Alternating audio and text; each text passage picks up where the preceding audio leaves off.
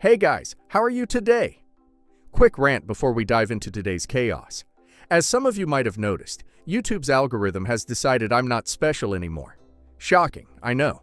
So now if you don't like, comment, or do a little backflip in the algorithm's honor, this video might just vanish into the void, never to be seen again. Seriously though, even a hi or "this is wild" in the comments helps way more than you think. It tells YouTube, hey, people actually like this channel. Maybe don't hide it from everyone. That can really help push my videos out to a wider audience, not just to my subscribers. So if you enjoy these stories and want to support the channel, that's the best way to do it. Now grab a drink, get comfy, and enjoy the drama. You won't want to miss this one. Long story short, my sister became our parents' primary caregiver for the last 12 years. Our mom passed away about a year ago after everything was settled. My parents still had a decent chunk of money left. As per the will, it was split 4 ways, with majority going to my children. My sister does not have kids, and to be frank, our mom did take her for granted. I tried to help when I could, but my first child was born around the time our mom got sick. Second was born around 5 years later. We also lived in New York while my sister and our mom lived in Texas.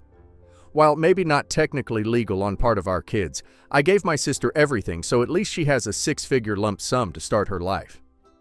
I explained to my wife, I never expected to get an inheritance, and our children will be fine. Sure, they may not have a 6-figure college fund, but they will be fine.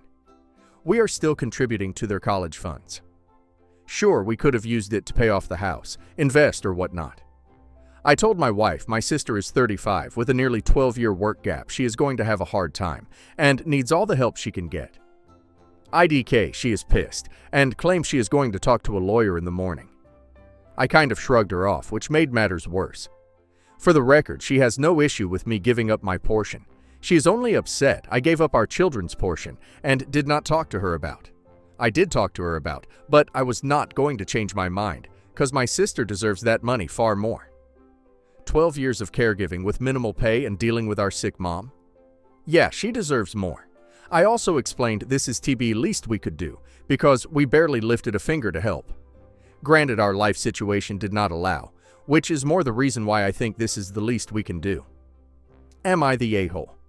Edit. Just for a point of clarification, the will did not expressly mention my children, so no trust was formed for them. More or less, the estate was 1/4 to sister and 3/4 to myself, with the understanding and intent that I was to keep 1/4 and the rest to the children. But in terms of written terms, only 2 checks were written. Mine and my sister's. Not the a-hole. OP's sister gave up over a decade of her life to care for her mother. That's not just noble, it's emotionally, physically, and financially draining. OP's kids will have time and opportunities to build their future. OP's sister doesn't get her 20s or early 30s back. OP recognized the unpaid labor and sacrifices she made, while others, OP included by his own admission, couldn't be there. That kind of awareness and accountability is rare in these family situations. Also, the will left OP the money, not a trust, not a legal stipulation earmarked for OP's children. OP's wife being mad that OP gave away money she assumed belonged to the kids is understandable, emotionally, but not legally. If OP had waited and consulted more openly before moving the funds, he might have avoided this conflict. But I get it. OP was making things right. And now let's hear community's opinion. Actually, the real piece of crap here is your mother. She left you 3/4 of the estate as a congrats on the sex, knowing that your sister gave up her entire adult life to care for her. Yes, the a-holer. You did a terrible thing giving away your children's bequest unilaterally. That was theirs, not yours. Your sister has a lot of nerve accepting her nibblings inheritance. Your justifications are word salad to make you feel better. And no, the divorce is solely your fault. You made decisions on your own that affected many others. Hopefully your wife has a lawyer trying to get the kids' money reinstated. Everyone sucks here. I totally agree your sister deserved more. A lot more. 12 years of caregiving is back-breaking, thankless work, and she probably lost out on career growth, retirement savings, and personal relationships along the way. But where you screwed up was doing it unilaterally. Your wife is your life partner and the mother of your children. You don't get to reallocate 6 figures that were intended. even loosely for your kids, without having an honest, ongoing two-way conversation. Saying, "I talked to her but wasn't going to change my mind," is not the same as making a joint financial decision. Of course she's mad. I'd be livid too. She didn't even get a vote. Update. That is a lot of comments. I will try to read all of them. I appreciate the feedback. I would like to clear some stuff up.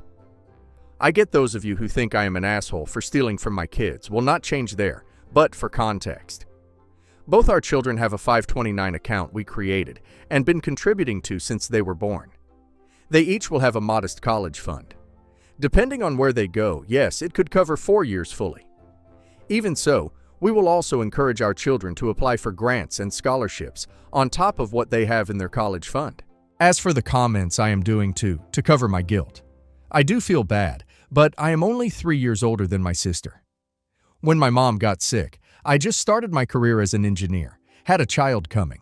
We could not just up and relocate to Texas, or even afford the cost of care and living to have our mom move to New York. My wife is a stay-at-home mother. I had my hands full, to be honest. So, yes, a part of this is to make up for my lack of support. That being said, as I told my wife, just like her choosing to stay home has helped our family, my sister choosing to stay with our mom helped us.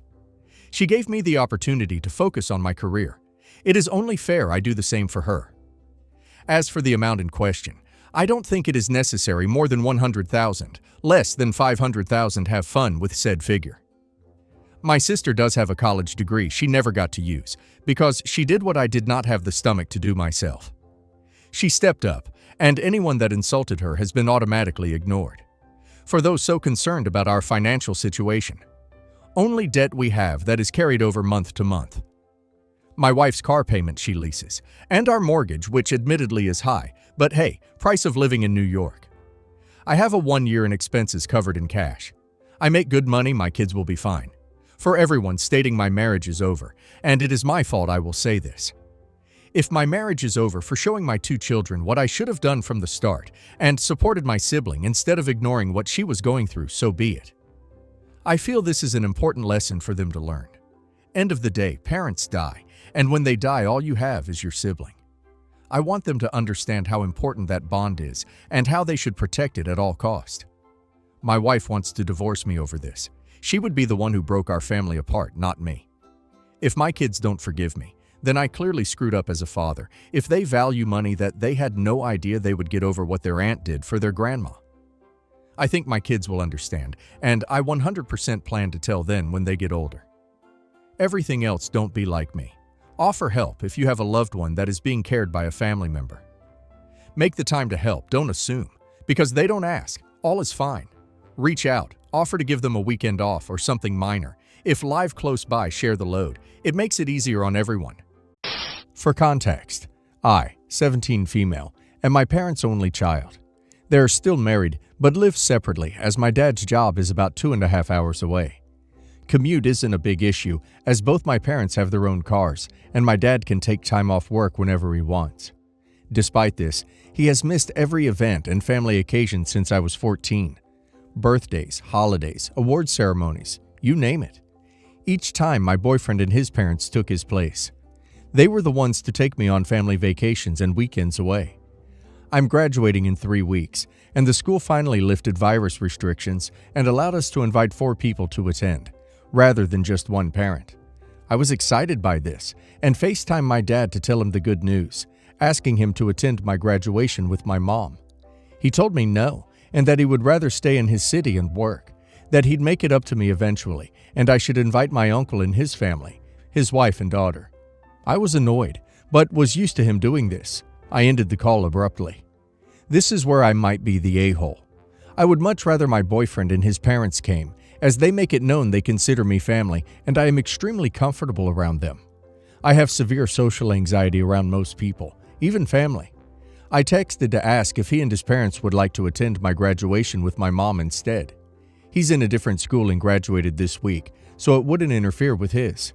They gladly agreed, and I gave them all the details. When my dad found out, he called me to yell at me for inviting them instead of my own family. I told him my own family chose to work instead of attending his daughter's graduation, and at least my boyfriend and his family attended things important to me. He told me I was acting like a spoiled brat, and that I was choosing someone temporary over my family. My mom told me I should have invited my uncle and his family to keep the peace, but I say I should be around people I'm comfortable with. So, am I the a-hole for inviting my boyfriend and his family instead?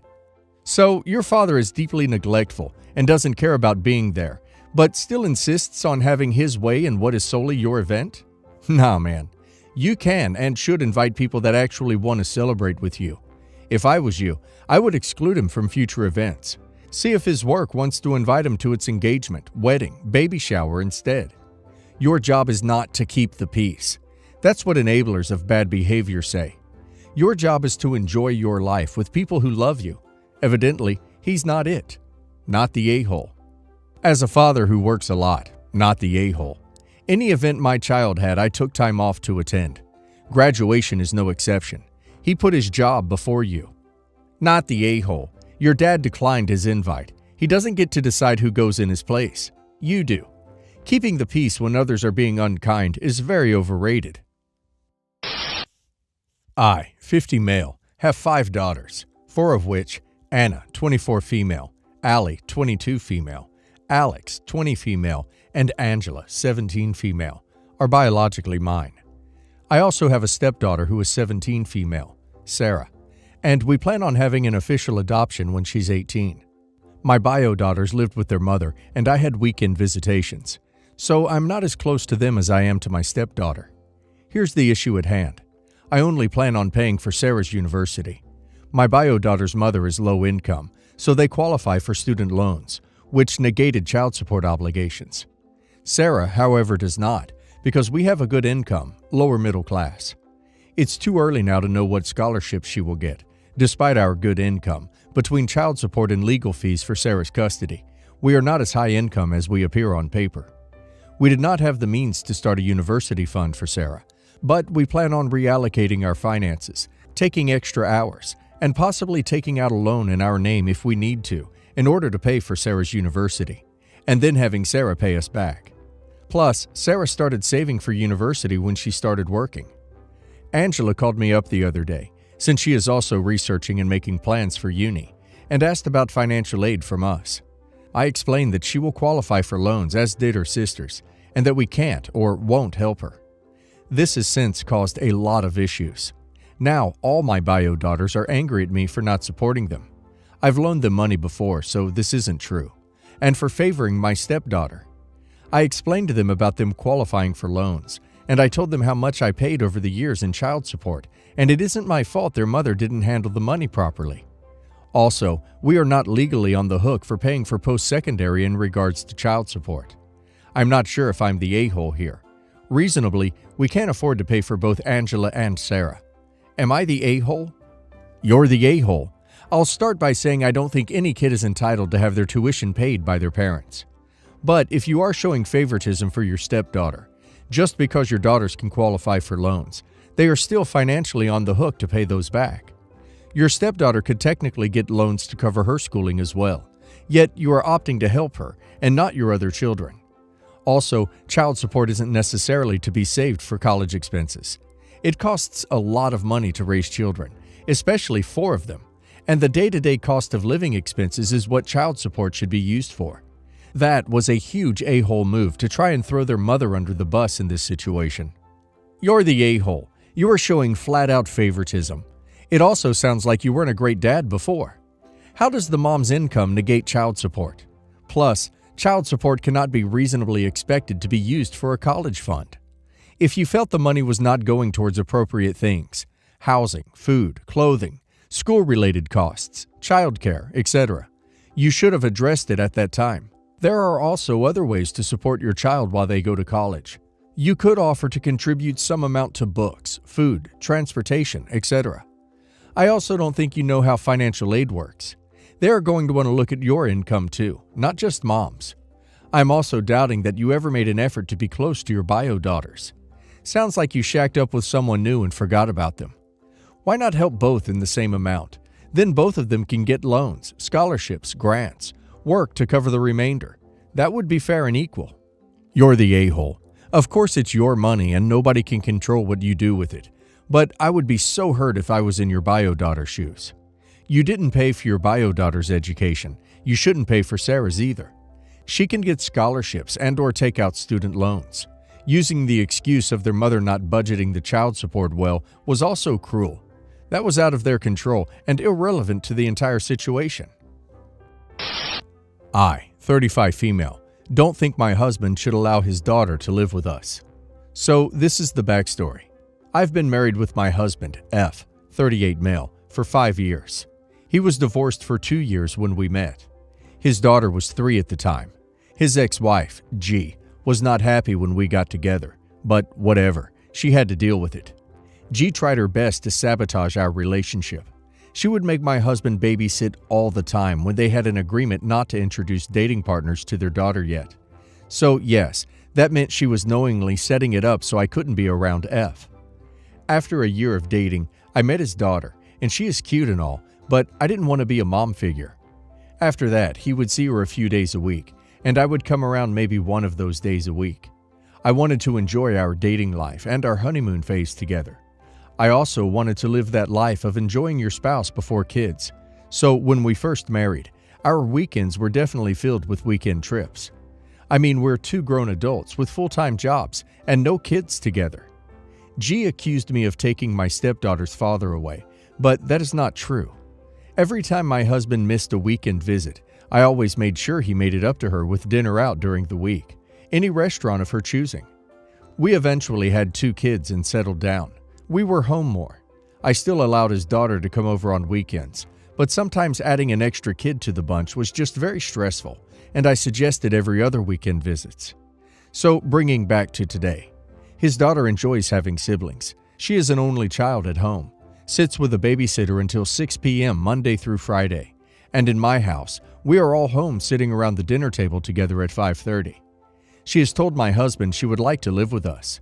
He brought it up to me and wants to take his ex to court for an official schedule and have his time include weekday nights.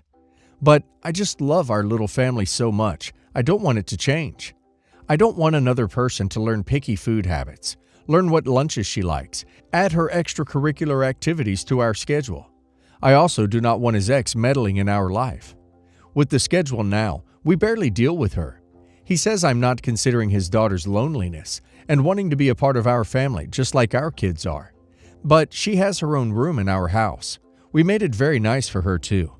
I told my husband to explain to her how lucky she is to have 2 families, and her stepbrothers only have 1 family. How would you guys go about this situation? I mean, if I budge and let her live here 3 weeknights a week, that is a very big change to our home life, and we have had the same schedule since we have had our kids. I was thinking of my husband doing 3 dinners out with her a week, but I'm not willing for me and my kids to have family dinner 3 times a week without him. I guess he could always do it early and just order a small appetizer for himself. How would you guys handle this? You're married to a man with a child who wants to live with you and loves your family, and this is your response? Yeah, a 3rd kid is tough. You go from man defense to zone. It's more work. Maybe you and your husband should have considered that and stopped after 1 kid of your own. You are doing this child 0 favors, and the resentment you harbor towards her is really unbecoming in an adult who is legally a parental figure to her. Do better. Wow, you probably shouldn't have married a man with a child considering how crappy you are to her. My advice is stop acting like your stepdaughter is some kind of crappy burden, and stop encouraging your husband to think the same. Maybe get some therapy to deal with your issues involving how you feel about her. Edit. Also, the ex didn't have him babysitting his daughter. She has him being a parent, which you apparently had a problem with from the first. And a dinner during the week does not make up for you making sure that your stepdaughter doesn't get to see her father on the weekend. You were literally never 2 people without a kid. You just think his daughter is vastly less important than your selfish butt. No wonder the ex had or has a problem with you. You're kind of the worst person. You joined her family. She didn't join yours. Her and her dad were a family that added you, not the other way around. Yikes, you're a lot. I, 45-year-old female, have been married to my husband, 55-year-old male, for 5 years. Together for 6.5. Yes, both of us have children from previous marriages. When we married, his daughter was in her late teens and now in her early 20s. Her mom, his ex, was engaged to another man and eventually did marry him, but their marriage ended before their 2-year mark. When she married him, she took on her new husband's last name. I knew this because I am friends with my stepdaughter on Facebook, who gets tagged by her mom on a lot of posts, so I'm able to see her mom's profile info. Well, fast forward to recently. I was scrolling through Facebook, and a post with my stepdaughter tagged showed up. Let's be clear, I was not searching through her profile. It just came up on my feed as many other friends' posts do. Well, I happened to notice that she was tagged by her mom, whose name I noticed was changed back to my husband's last name. I found this strange, since they had divorced over 10 years ago, and she took the time to change her last name to a new man's name, then back to my husband's. She had actively changed it when she got her divorce from her last husband, so she intentionally did this. Not like it just defaulted back. So I asked my husband if he knew anything about it, and he had no clue. He asked his ex if she legally changed it or if it was just on Facebook. She confirmed that she legally changed it back to his name and said it was none of his business. But he, and a lot of his family, felt uncomfortable with this. She has no ties to his family whatsoever. She became more defensive and stated her reasoning was to share the same last name as her daughter, and she wanted the credit, literally her exact words, for raising her, which I feel is a strange claim to make regarding your child, as though she is an object or something. She said all kinds of things about me and accused me of Facebook stalking her, which she thought is how I found out. The issue for me is that my stepdaughter is in a very serious relationship and plans to get married soon. She plans to take on her husband's last name. So what is her mom going to do then? Take on her daughter's husband's last name so she can match names and take credit? I don't know. I've dropped the issue. I know I am the one and only Mrs., but I was just curious. What do y'all think? Am I the a-hole? Is it weird to change your name back to your ex's of over 10 years ago, even though he has remarried? I found it kind of sad, honestly, and clingy. Like, move on already. You're the a-hole. She has no ties to the family whatsoever, except, I don't know, her daughter? It's none of your business what name she feels most comfortable with. She doesn't have to change it if her daughter changes hers. She likely just feels like of the 3 last names she's had, that's the one she's most comfortable with. The big question is, why do you even care? You're coming off as jealous of a woman who hasn't been in your life for over a decade, and it's not a good look at all. You're the a-hole. My first marriage lasted almost 20 years. He was an aggressive drinker. I developed my career during that time, and in my industry, I am known as my ex's last name. When I divorced, I kept the name because that's what all my customers knew. I'd spent more time as that person than I'd lived with my maiden name. When I remarried years later, I kept the name, with my new husband's full awareness and blessing. It has nothing to do with my ex's identity, and everything to do with mine. I find it kind of sad and weirdly obsessive that you even care. You're married to him. What do you care what she does with her last name? She's not waving it around in your face or bothering you guys. So what's your issue? You're the a-hole. Me, female 24, and my fiancé, 28 male, are getting married in 2 months. His sister, 30 female, is nice enough, but I've always gotten the sense she doesn't like me. She's never been rude, but she just seems uninterested in me. Even so, when our families get together, her and her boyfriend are personable enough. I come from scholars, and they don't, so my family liked that she's a nurse, or so we thought. My cousins, both 34 male, came to town for a visit last week, and they said they were going to go out that night and they wouldn't be back till way late. They ended up coming back super early, and when we asked, me, my parents, and my fiancé, what happened, turned out they got kicked out of an S club for taking a picture of a dancer, and it was fiancé's sister. I was mortified because I never took her for the type. We told fiancé's parents, and it was a huge thing. Lots of drama between her and their parents. Eventually, everything calmed down, and it became, she's an adult, it's none of our business. This really rubbed me the wrong way, and I told fiancé that I was no longer comfortable with her coming to the wedding. I was met with a lot of resistance, but eventually he agreed. When I called her to explain myself, she blew up at me and told me I was shaming her for something that didn't affect me. I told her it did affect me if she would be bringing a trashy atmosphere to my wedding. We come from money, and the last thing I want is men lining up for her services outside the broom closet. And I told her that much. She said she was offended that I suddenly think of her that way, and I told her she was more suited to a bachelor party than a wedding, and I hung up. Well, ever since then, their family has been telling me how much of a bee I am for telling her what they won't. And now my fiancé is starting to say I should reconsider. But I don't think bringing an S-dancer to a wedding is appropriate. You're the a-hole just for that statement. Are you going to ban your trashy cousins who went to the strip club as well? They'd probably be the first in line for her services, should she decide to offer. If OP's family doesn't dump her snotty butt, then he deserves being married to someone like this. Can't buy class. OP has just proven that. You're the a-hole. You're the a-hole. I'm missing exactly where your sister-in-law exhibited trashy behavior. She has a job she keeps private, period. You literally had no idea until your family started to creepily sneak pictures of her while they were out drinking and carrying on. Your sister-in-law may work at a club, but your family was kicked out of the same place for being classless and out of line. They were literally too trashy for the atmosphere you're complaining about. Then, you decided to dip yourself further into the dumpster fire of trash that is your family by blasting an adult's business to her parents, as if she's a little kid caught skipping school. Was the tattletale nonsense necessary about something that's clearly zip all of your business?